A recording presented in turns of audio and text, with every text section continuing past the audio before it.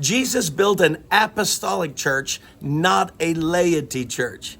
I bring this up because there are Christians who say to themselves, I'm just tired of going to church. I'm tired of the organized religion. I'm just going to worship Jesus. I believe in him and I'm just going to worship him on my own. I have social media. I'll get some teachings there. I can watch Christian TV here. I have a few Christian books, but I'm not going to submit anymore to a local church. No, I'm tired of that. Besides, Jesus knows that I love him, and that's all that matters is my personal relationship with God. Can I tell you? You are rejecting the kind of church that Jesus built. You're actually rejecting him. You think you're accepting him, but you're not. You think about it.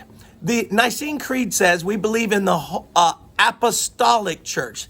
An apostolic church means a church where Jesus established leaders, his apostles, and those apostles also ordained elders to continue the work of the church.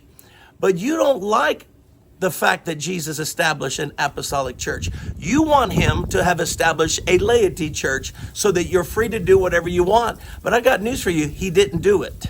And so when you say you love Jesus, but you reject his church, then you're really not loving him with all of your heart. You're failing at that important point. Now, some of you might argue and say, well, I just don't believe that he built that kind of church.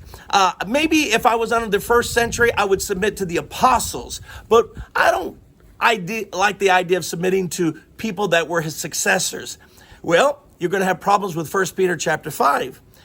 Peter, the apostle, writes, to the elders among you, I appeal as a fellow elder, as a witness of Christ's suffering, and the one who will share in the glory to be revealed, be shepherds of the flock of God. So notice the apostle calls himself a fellow elder, thus conferring to the elders the full authority of the apostles. And he tells them to be shepherds of the church of God. That term elder is used in the Old Testament to speak of the successors of Moses. And they became the ruling council of the Jews during the time of Christ.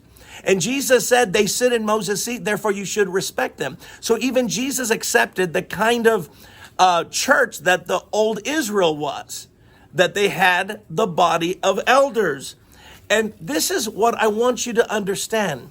You may not like it, but Jesus built an apostolic church with elders that were to be the successors. And so for you to submit to Christ, you must submit to local leadership. It's not enough just to meet in your home or be part of a home church movement. That's rebellion.